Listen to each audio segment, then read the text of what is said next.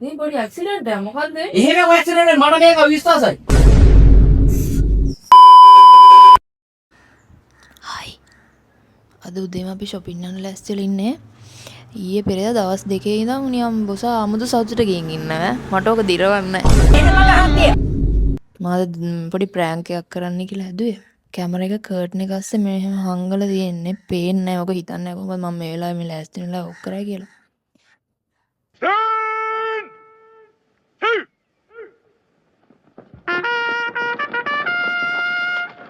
දෙමු වැඩ. මං කොට්ටේ අස්සේ හංගනවා මයික් එක. සුදු. ලෑස්තිලා ඉවරයි එන්නකො මට පොඩි තියනවා කියන්න වාඩි පොඩි එකක්. එකක් බැයි නම් දෙකක් දාගෙන ඉඳිවි අර දොර මුල්ලට ගිහලා සද්ද නොකර. එන්නකො ඉක්මනට. අම්මාට ගත්ත ආන්සර් කරන්න නෑ නෝට ගත්තද? හැබැයි 아무도 සතුටක් වෙන්න නෑ මම කියන එක.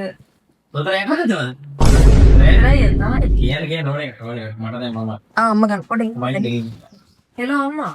මේ මන් දෙපාරම චෙක් කරා කිව්වා වගේ ප්‍රෙග්නන්ට් එකක් පොසිටිව්. මේ අර්බුදය කිසිසේත්ම මා විසින් නිර්මාණය කළ එකක් නොවේ. ඔව් ඊට දෙකක් තියෙනවා කියන්නේ පොසිටිව් ප්‍රෙග්නන්ට් නේ. ඉරි තියන්නේ ලේනට යකෝ. ඔව් මං තාම සජීට මෙයාට කිව්වේ නෑ. පිස්සුද? ඉන්න පොඩ ඉන්න. කෑ ගහනවා. පොඩ ඉන්න. මොකද්ද? මොකද්ද එන්නෝ? ඇයි මොකද්ද? මොකද? වෙන විදිහකට කියන්න දෙයක් නෑ. අන්න තෝ පිස්සුද? යකෝ මේක ඩැප්පයක් කියනවද? ඒ මෙටිකේ ගිලී කියවියන්.